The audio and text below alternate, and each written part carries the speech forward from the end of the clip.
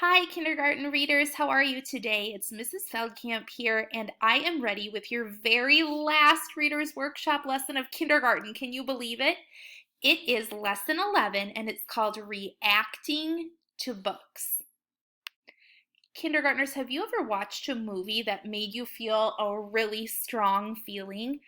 I can think of something that happened in my family just this morning. My daughter was watching this Scooby-Doo movie about a zombie island. She thought she was going to be okay, but it made her feel really, really frightened. And I could tell because she kind of grabbed her blankie and her face got tense, and then she wanted to turn it off because her her feelings were scared. Another movie that I can think of, and I don't know if you've ever seen this one, it's called Marley and Me, and it's about this dog that's adopted by a family, and he grows up, and it's about his whole life. But when he starts getting to be an older puppy, it made me feel really, really sad. So sometimes movies and books can even make us have to break out the Kleenex box because we get tears because we feel so sad about them. And guess what? Books can do the very same thing, as you're going to find out as you get to be better and better readers and read longer and longer books. So today, that's what we're going to be talking about. Kindergartners, today what I want to teach you is that awesome readers react to their books. That means they have feelings about them, and they also try to understand what the characters are feeling in the books. So while you're reading certain books or hearing books, you might feel excited for the characters. You might feel sad at sad parts of the books or really scared. Or, this is a new word maybe to you, it's called inspired. So a book might make you have a great idea or want to go and do something. That happens to me a lot too. And when you do have these strong feelings, you'll want to talk about it to your friends and family and say, hey, guess what? I read this book, gave me a great idea. Or, oh my gosh, you would not believe what happened in this book. It was so freaky, or so gross, or so awesome. Today, I'm excited to share a book with you. This was actually my younger sister's favorite book series when she was learning how to read. It's called Mr. Putter and Tabby. You can make a connection sign if you've maybe heard some Mr. Putter and Tabby books before. This is the very first one in this series. It's called Mr. Putter and Tabby Pour the Tea. And through this story, you might feel some different feelings for Mr. Putter and his new cat, Tabby. So I'm going to show you a YouTube video of it being read aloud, and then we'll talk about how it made us feel afterwards. Here we go. Tabby, pour the tea. For the tea. 1. Mr. Putter. Mr. Putter. Before he got his fine cat Tabby, Mr. Putter lived all alone. In the mornings, he had no one to share his English muffins. In the afternoons, he had no one to share his tea. And in the evenings, there was no one Mr. Putter could tell his stories to. And he had the most wonderful stories to tell. All day long, as Mr. Putter clipped his roses and fed his tulips and watered his trees, Mr. Putter wished for some company. He had warm muffins to eat, he had good tea to pour, and he had wonderful stories to tell. Mr. Putter was tired of living alone. Mr. Putter wanted a cat. 2. Tabby. Mr. Putter went to the pet store. Do you have cats? He asked the pet store lady. We have 14, she said. Mr. Putter was delighted, but when he looked into the cage, he was not. These are kittens, he said. I was hoping for a cat. Oh, no one wants cats, sir, said the pet store lady. They are not cute. They are not peppy. Mr. Putter himself had not been cute and peppy for a very long time. He said, I want a cat. Then go to the shelter, sir, said the pet store lady. You are sure to find a cat. Mr. Putter went to the shelter. Have you any cats? He asked the shelter man. We have a fat gray one, a thin black one, and an old yellow one, said the man. Did you say old? Asked Mr. Putter. The shelter man brought Mr. Putter the old yellow cat. Its bones creaked, its fur was thinning, and it seemed a little deaf. Mr. Putter creaked. His hair was thinning, and he was a little deaf too. So he took the old yellow cat home. He named her Tabby, and that is how their life began.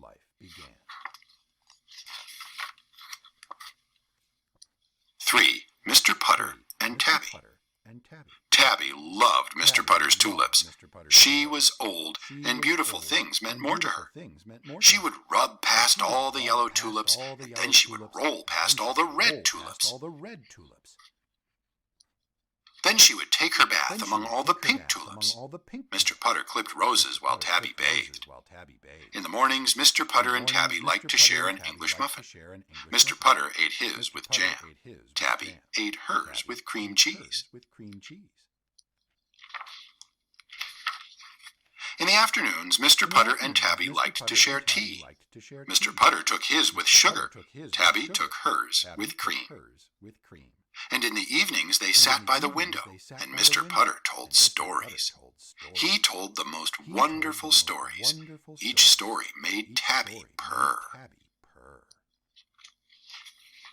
On summer days they warmed their old bones together in the sun.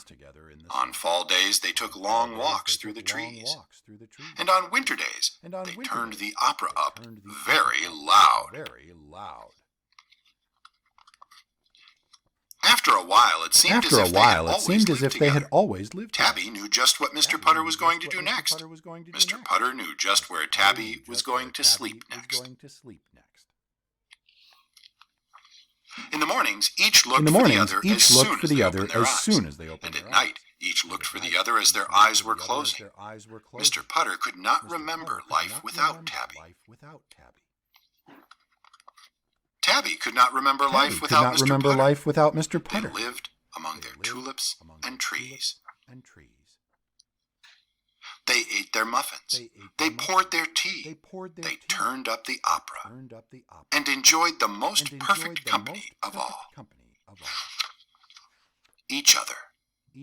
What did you think of that story, kindergartners? How did it make you feel? I'll let you know how it made me feel, and we can see if our feelings are the same or different.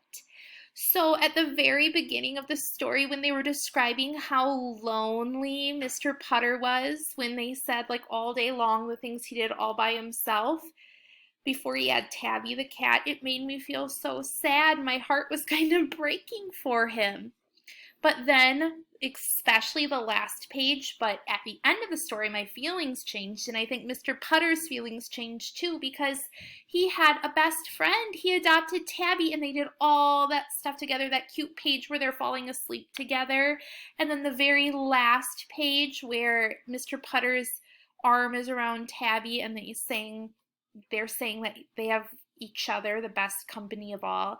That warmed my heart. That made me feel good inside. So, how about you? What did you think of it? Why don't you talk about it to your family right now? Speaking of characters' feelings, now we're going to play a little game where I show you a picture from a nursery rhyme and you tell how that character is feeling.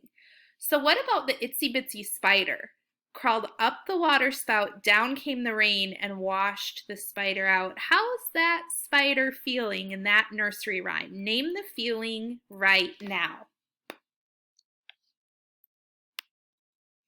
Ooh, here's a good one. Do you remember the story of the 3 little pigs where the big bad wolf huffed and he puffed and he blew their houses down? Well, think about the first little piggy, and in this picture, it's the second little piggy. Their house got blown down. How are they feeling as that's happening to them? Can you name that feeling? What did you say? Like terrified maybe, frightened, scared out of their mind? And in some of the versions, they get eaten up. So that would be even more terrified, right? Heart pounding. And here's one last nursery rhyme for you, character. It is Humpty Dumpty. Do you remember this rhyme? Humpty Dumpty sat on a wall. Humpty Dumpty had a great fall. All the king's horses and all the king's men couldn't put Humpty together again? How is that guy feeling? Well, when he falls, he might be pretty, what? Surprised in a bad way? Startled?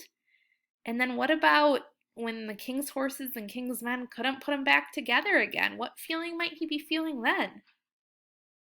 Maybe hurt? Or sad? Or scared when he can't put them back together? Okay. So now, kindergarten readers of mine, it's going to be your turn to do this reacting in your books. There's two things I want you to think about today. The first one is here in this blue box. It says, how do the characters feel in your book? Do the feelings stay the same or do they change through the story? So like in the Mr. Putter and Tabby book that I shared with you, Mr. Putter's feelings changed from lonely to feeling happy and fulfilled with Tabby the cat, right, through the story. And then how did the book make you feel? What were your feelings about the story? Those are things I want you to talk about with your families or who's ever around you while you're reading your books today during your reading time, okay? And that's something you can do not only today, but every day that you read. And before I send you off to go be readers at your house today, I want to do a really quick celebration. So give yourself a happy cheer. Whoop, whoop. You are now officially a first grade reader. Great work. You made it through all the kindergarten reading lessons. So take time to celebrate this. That is an awesome, awesome feat. And also, I want to remind you to keep reading over the summer. That is the number one thing. If you do any schoolwork at all over the summer, it's to keep up on your reading to be ready for when first grade comes around. Okay? It has been fun making these videos with you, and even more fun when I got to see you in person this year. I hope you have a wonderful summer, and thanks for all your hard work with these Readers Workshop videos. Go be readers now, and don't forget to react to your books today. Bye-bye, everybody.